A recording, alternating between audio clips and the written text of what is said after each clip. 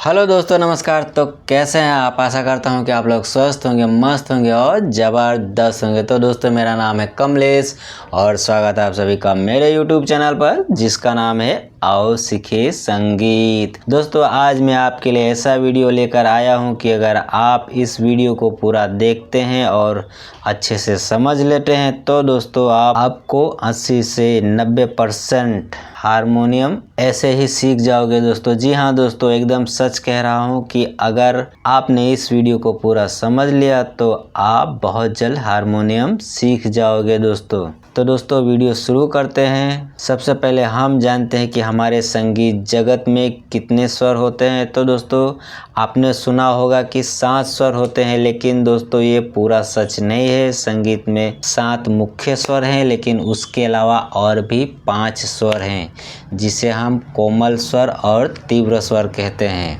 तो दोस्तों, इसी चीज़ को हम ग्राफ की मदद से समझते हैं कि कितने स्वर होते हैं और कौन कौन से। ये देखिए दोस्तों, मैंने ग्राफ पहले ही बना लिया है ताकि आपका समय ज़्यादा ना जाए। यहाँ पर देखिए, सबसे पहले शुद्ध स्वर सा रे ग म प ध नी। दोस्तों, ये 7 शुद्ध स्वर है। अगर दोस्तों इंग्लिश में देखें तो आजकल बहुत से लोग इंग्लिश में नोटेशन दे रहे हैं, तो उसे भी हम समझ लेते हैं। इंग्लिश में सा के लिए कैपिटल एस, रे के लिए कैपिटल आर, ग के लिए कैपिटल जी, म के लिए कैपिटल एम, प के लिए कैपिटल पी, ध के लिए कैपिटल डी और नी के लिए कैपिटल एन। यानी कि जो शुद्ध स्वर रहेंगे दोस्तों में सारे अल्फ़ाबेट कैपिटल होंगे। अब आगे देखते हैं दोस्तों कि कोमल स्वर। तो दोस्तों, कोमल स्वर 4 हैं, रे ग धनी, रे ग धनी, जिसे हम दोस्तों इंग्लिश में स्मॉल अल्फ़ाबेट से दर्शाएंगे। तो रे के लिए स्मॉल आर,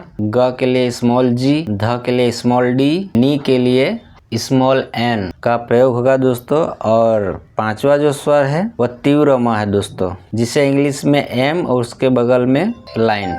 तो दोस्तों, देखा आपने कि शुद्ध 7 स्वर हैं, 4 कोमल स्वर हैं और 1 तीव्र स्वर, कुल मिलाकर 12 स्वर। यानी कि हमारे संगीत जगत में कुल 12 स्वर हैं दोस्तों। अब हम जानते हैं कि हारमोनियम पर ये स्वर आते कैसे हैं, यानी कि ये किन कतार में आते हैं, इनकी पोजीशन क्या है हारमोनियम पर दोस्तों। तो उसे भी मैंने ग्राफ पर रेडी कर दिया है। मैं आपको ग्राफ की मदद से समझा देता हूं ताकि आप अच्छे से समझ ले। देखिए, स्वरों का स्थान, पोजीशन ऑफ नोट। तो दोस्तों, मैंने आपको अभी बताया कि हमारे संगीत जगत में कुल 12 स्वर होते हैं। तो मैंने ये नंबर दे दिए हैं 1 2 3 4 5 6 7 8 9 10 11 और 12। अब दोस्तों, स्वर किस क्रम अनुसार आते हैं वो देखते हैं। तो दोस्तों, 1 नंबर पर सा आएगा, दूसरे नंबर पर कोमल रे आएगा, तीसरे नंबर पर शुद्ध रे आएगा, चौथे नंबर पर कोमल ग आएगा, 5वें नंबर पर शुद्ध ग आएगा, 6ठे नंबर पर शुद्ध म आएगा, 7वें नंबर पर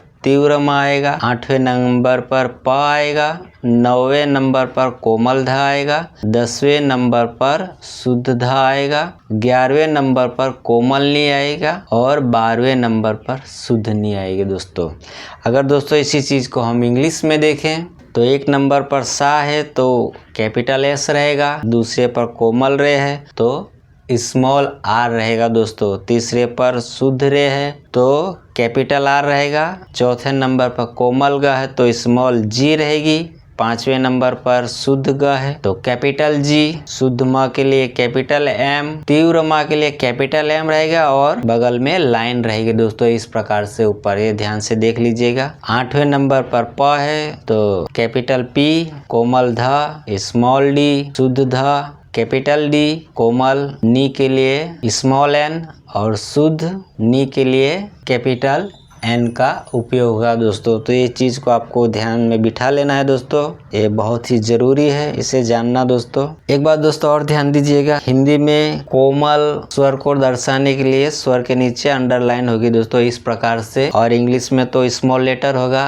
तो ये चीज़ खास ध्यान रखिएगा, जिस स्वर के नीचे अंडरलाइन होंगी वो कोमल स्वर होंगे दोस्तों, जैसे कि रे ग ध और नी। तो इसको भी खास ध्यान दीजिएगा दोस्तों। और इंग्लिश में तो स्मॉल लेटर रहेंगे जैसे आर, जी, डी और एन। तो दोस्तों, इससे अब हम प्रैक्टिकली समझ लेते हैं कि सारे स्वर किन कतार में आते हैं, उसे हम हारमोनियम पर भी देख लेते हैं ताकि आपको अच्छे से समझ में आ जाए। तो सबसे पहले मैं आपको शुद्ध स्वर बजा के दिखाता हूँ। सा काली एक के हिसाब से दोस्तों, सा रे ग म प ध नि सा, सा नि ध प म ग रे सा।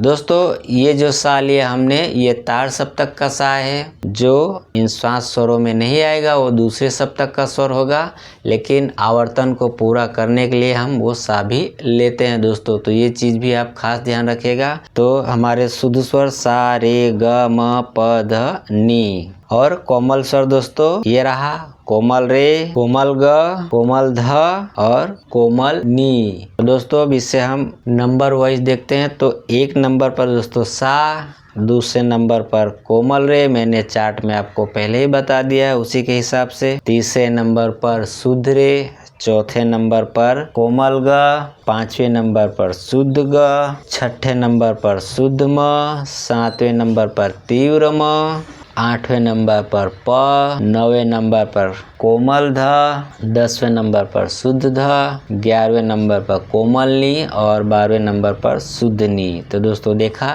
ये मैंने आपको हारमोनियम पर बता दिया, नोट के पोजीशन यानी किस कतार में स्वर आते हैं। फिर से देख लीजिए, सा, कोमल रे, शुद्ध रे, कोमल ग, शुद्ध म, तीव्र म, प, कोमल ध, शुद्ध ध, कोमल नी और शुद्ध नी। तो दोस्तों ये भी आप अच्छे से समझ लीजिएगा कि स्वरों का स्थान कहाँ पर है, कौन सा स्वर कहाँ पर आता है, किसके पहले आता है और किसके बाद में आता है दोस्तों। और दोस्तों अब हम जानते हैं कि हारमोनियम के कितने विभाग है। तो दोस्तों हारमोनियम को मुख्य 3 विभागों में बांटा गया है। मैंने उसका भी चार्ट बना लिया है ताकि आपको अच्छे से समझ में आ जाए दोस्तों। ये देखिए, यहाँ पर ध्यान दीजिएगा। सबसे पहला भाग जिसे हम मंद्र सप्तक कहेंगे और इंग्लिश में लोअर ऑक्टेव कहेंगे दोस्तों। दूसरा भाग मध्य सप्तक जिसे हम मिडल ऑक्टेव कहेंगे। तीसरा तार सप्तक जिसे हम हाई ऑक्टेव कहेंगे दोस्तों। तो हारमोनियम के मुख्य 3 विभाग हैं, मंद्र सप्तक, मध्य सप्तक और तार सप्तक। इंग्लिश में लोअर ऑक्टेव, मिडल ऑक्टेव और हाई ऑक्टेव। अब इसे दोस्तों हम प्रैक्टिकली देख लेते हैं।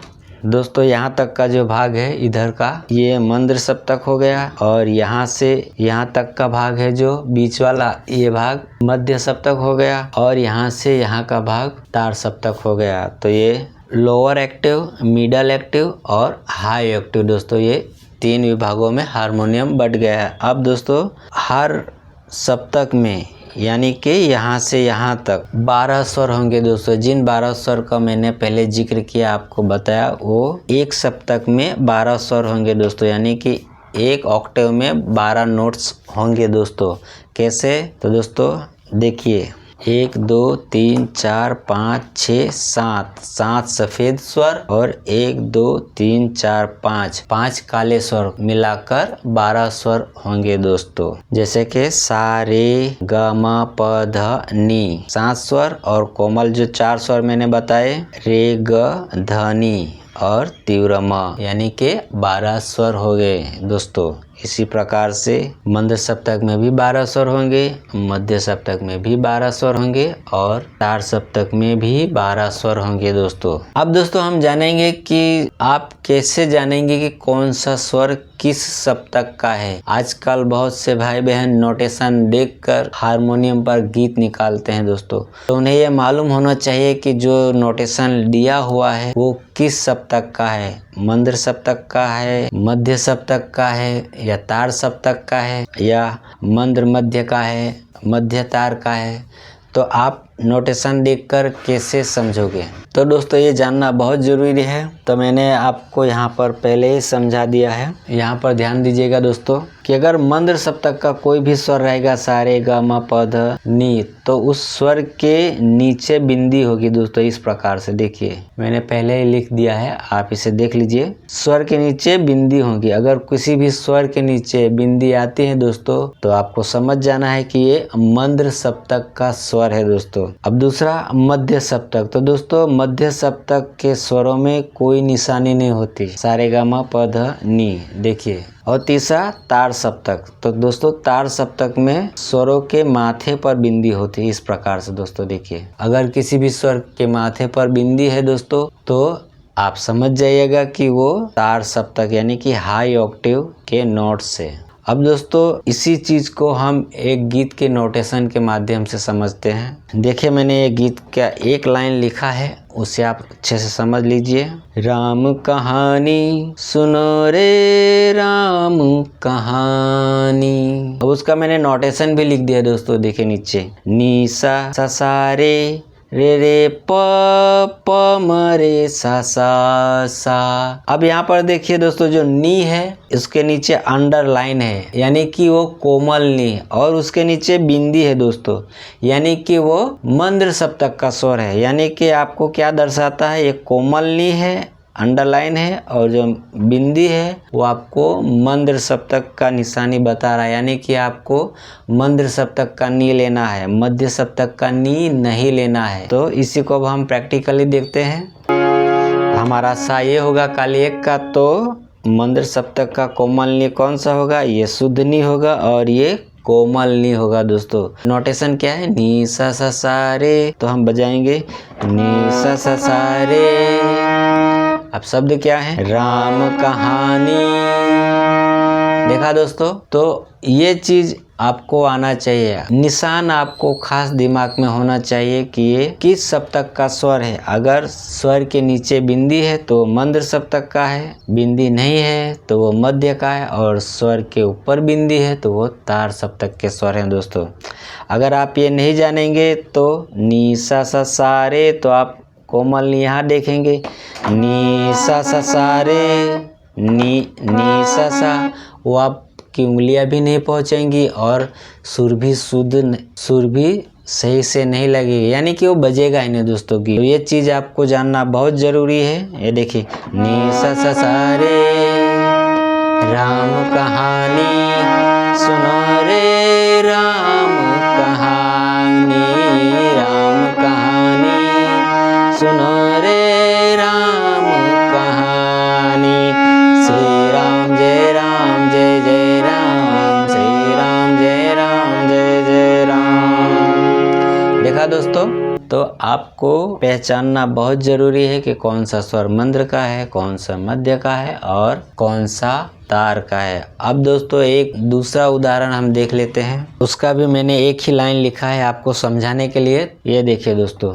दूसरा गीत का एक ही लाइन है, जाने कहाँ गए वो दिन। अब उसका नोटेशन सारे ग प ध सारे ग। अब यहाँ पर ध्यान दीजिएगा दोस्तों, सारे यानी ये कोई निशानी नहीं है, मध्य सप्तक के स्वर हैं। यहाँ पर अंडरलाइन है ग यानी कि ये कोमल ग है। यहाँ पर धसा और सा के माथे पर बिंदी है, तो दोस्तों ये तार सप्तक का सा है क्योंकि माथे पर बिंदी है। यहाँ पर सा पर माथे पर बिंदी नहीं, इसलिए ये मध्य सप्तक का है। फिर आगे रे के माथे पर बिंदी यानी ये भी तार सप्तक का रे यूज हुआ है, और ये ग इसके माथे पर बिंदी है यानी ये भी तार सप्तक का है, और नीचे अंडरलाइन यानी कि कोमल गा यानी तार सप्तक का कोमल गा यूज हुआ है। यहाँ पर मध्य सप्तक के कोमल गा का यूज हुआ है, यहाँ पर माथे पर बिंदी नहीं है दोस्तों। तो देखा आपने कि जो ये चिन्ह है, बिंदी का निशानी है, चिन्ह है, इसका कितना महत्व है दोस्तों। कोमल के लिए अंडरलाइन और तार है इसलिए यहाँ पर माथे पर बिंदी आएगी दोस्तों। यानी कि ये तीन स्वर तार सप्तक के जो हैं। पहले गीत में क्या था, नीचे बिंदी थी यानी कि एक स्वर मंद्र सप्तक का यूज हुआ था, और इस गीत में तार सप्तक के यूज हुए हैं। प्रैक्टिकली देख लेते हैं दोस्तों, मंद्र सप्तक, मध्य सप्तक और यहाँ से तार सप्तक। तो गीत देखते हैं। जाने कहाँ गए वो दिन।